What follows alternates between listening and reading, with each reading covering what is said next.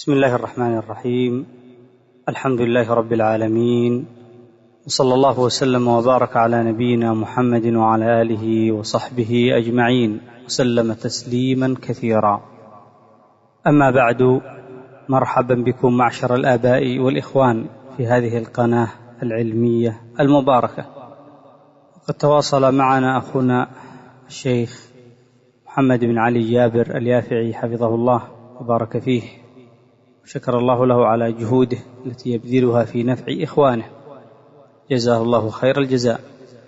ونسأل الله عز وجل لنا ولكم التوفيق والسداد، ونسأل الله عز وجل أن يجزي الحاضرين والمشاركين والسامعين والمتابعين لهذه القناة، أن يجزيهم خير الجزاء على مشاركتهم وعلى حرصهم في الخير وحبهم لذلك، ونوصيهم بالمواصلة في تقوى الله سبحانه وتعالى، وأن يزدادوا حرصا ومحافظة وتكاتفا وتعاونا وتآزرا في حمل العلم، في حمل هذه الدعوة، في القيام بالأمر بالمعروف والنهي عن المنكر، وفي اتباع غرز أهل العلم الناصحين.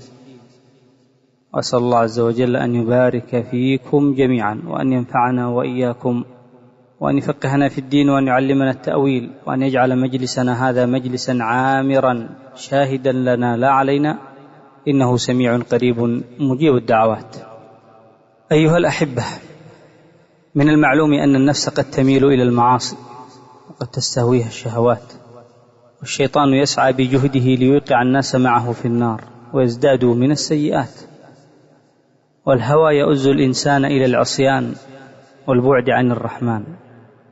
ومع كل هذا فإن النفس حين ترغب في المعصية وتتيسر لها الوسائل فثمة وازع يزع عنها وواعظ يردع عن فعلها.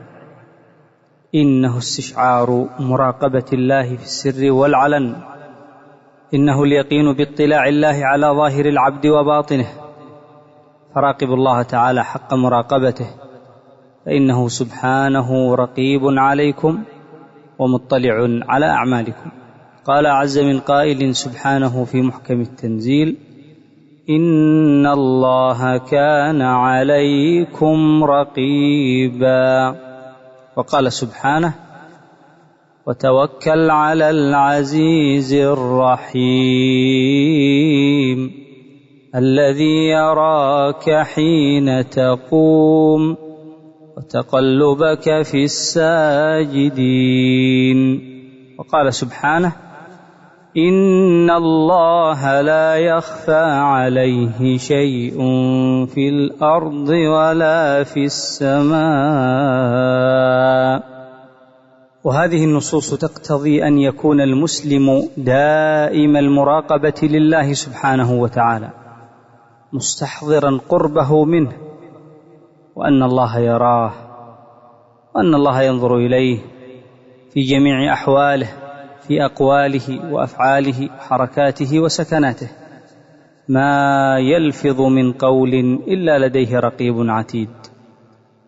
وتقوى الله ومراقبته هي شعار الصالحين وعمل المؤمنين من سلف هذه الأمة، وسوتهم في ذلك رسول الله صلى الله عليه وسلم، فقد وصى بها أصحابه وأمته من بعدهم.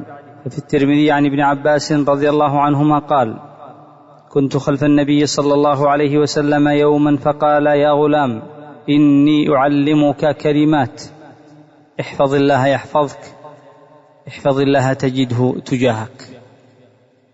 وعن أبي ذر رضي الله عنه قال: قال لي رسول الله صلى الله عليه وسلم: اتق الله حيثما كنت، وأتبع السيئة الحسنة تمحها، وخالق الناس بخلق حسن.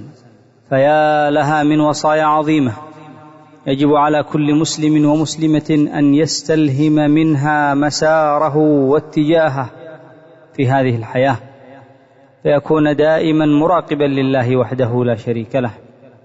أيها المؤمنون، وإذا ذكرت مراقبة الله وما تفضي إليه من طهر وعفاف، ذكر النبي الكريم يوسف عليه السلام فلقد راودته امرأة العزيز وكانت ذات منصب وجمال وهي سيدته، وجاء الطلب منها وكررت ذلك وهددته وتوعدته، كان المكان خاليا وغلقت الأبواب. وكان يوسف عليه السلام شابا قويا لا زوجة له، ومع ذلك كله قال معاذ الله إنه ربي أحسن مثواي إنه لا يفلح الظالمون. وإذا خلوت بريبة في ظلمة والنفس داعية إلى الطغيان فاستحي من نظر الإله وقل لها إن الذي خلق الظلام يراني. مر عمر بن الخطاب رضي الله عنه بامرأة تريد من ابنتها أن تخلط اللبن بالماء، فقالت البنت للأم إن أمير المؤمنين نهى عن ذلك، فقالت الأم وأين أمير المؤمنين إنه لا يرانا، فقالت البنت ولكن الله يرانا. وقال عمر بن الخطاب رضي الله عنه لراعي غنم بعني شاة من هذه الغنم، قال إني مملوك، قال قل لسيدك أكلها الذئب، قال فأين الله؟ فبكى عمر رضي الله عنه، ثم غدا إلى المملوك فاشتراه من مولاه وأعتقه وقال أعتقتك في الدنيا هذه الكلمة وأرجو أن تعتقك في الآخرة. عباد الله، أين الذين آثروا حب الدنيا فجدوا للحصول عليها بأي طريق ولم يبالوا بمصدرها أم من حلال أم من حرام؟ أين الذين أطلقوا جوارحهم في الحرام فألسنتهم تقع في المحرمات، في الغيبة والنميمة والكذب والسب والشتم وغير ذلك، ونسوا قول المصطفى صلى الله عليه وسلم وهل يكب الناس في النار على وجوههم إلا حصائد ألسنتهم، كما أطلقوا فروجهم وأيديهم وأرجلهم وآذانهم وأبصارهم وجعلوها تواقع الحرام عياذا بالله. أين هؤلاء من قوله سبحانه وتعالى يوم تشهد عليهم ألسنتهم وأيديهم وأرجلهم بما كانوا يعملون؟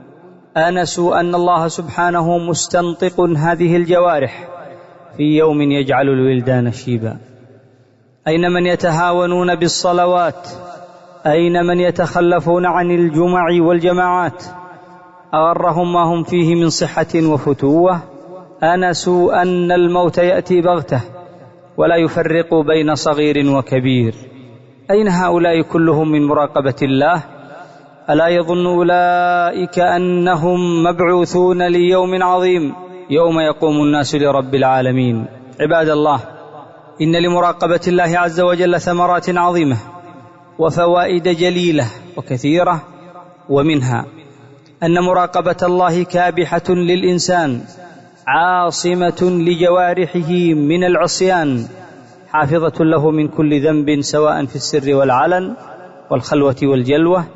فالمراقب لله عز وجل يتذكر قول الله تعالى يعلم خائنة الأعين وما تخفي الصدور فلا تصدر منه خائنة ولا تحدث منه شائنة. إذا ما خلوت الدهر يوما فلا تقل خلوت، ولكن قل علي رقيب، ولا تحسبن الله يغفر ساعة ولا أن ما تخفي عليه يغيب. إن المراقبة تجعل المسلم يصل إلى درجة الإحسان الذي يعتبر علامة كمال الإيمان. في صحيح مسلم من حديث عمر رضي الله عنه أن جبريل سأل النبي صلى الله عليه وسلم عن الإحسان فقال أن تعبد الله كأنك تراه فإن لم تكن تراه فإنه يراك، فداوموا مراقبة ربكم وأفيقوا من غفلتكم. واعلموا عباد الله أن مراقبة الله تعالى هي دوام علم العبد وتيقنه باطلاع الله تعالى على ظاهره وباطنه، وأنه ناظر إليه سامع لقوله عالم بحركاته وسكناته. ومع ذلك فقد وكل بعباده ملائكة يكتبون أقوالهم وأعمالهم، فقال وإن عليكم لحافظين كراما كاتبين يعلمون ما تفعلون، وأن أعماله مدونة عليه ستنشر يوم القيامة، وسيندم إن هو فرط في يوم لا ينفعه فيه الندم. قال تعالى: وكل إنسان ألزمناه طائره في عنقه ونخرج له يوم القيامة كتابا يلقاه منشورا اقرأ كتابك كفى بنفسك اليوم عليك حسيبا. فاتقوا الله عباد الله وراقبوه في السر والعلن وسيروا على نهجه واتبعوا سنة نبيه صلى الله عليه وسلم تفلحوا وتسعدوا. نسأل الله عز وجل بمنه وكرمه فضله وإحسانه أن يفقهنا وإياكم في الدين وأن يعلمنا التأويل وأن ينفعنا بما قلنا وسمعنا. اللهم اقسم لنا من خشيتك ما تحول به بيننا وبين معصيتك ومن طاعتك ما تبلغنا به جنتك ومن اليقين ما تهون به علينا مصائب الدنيا.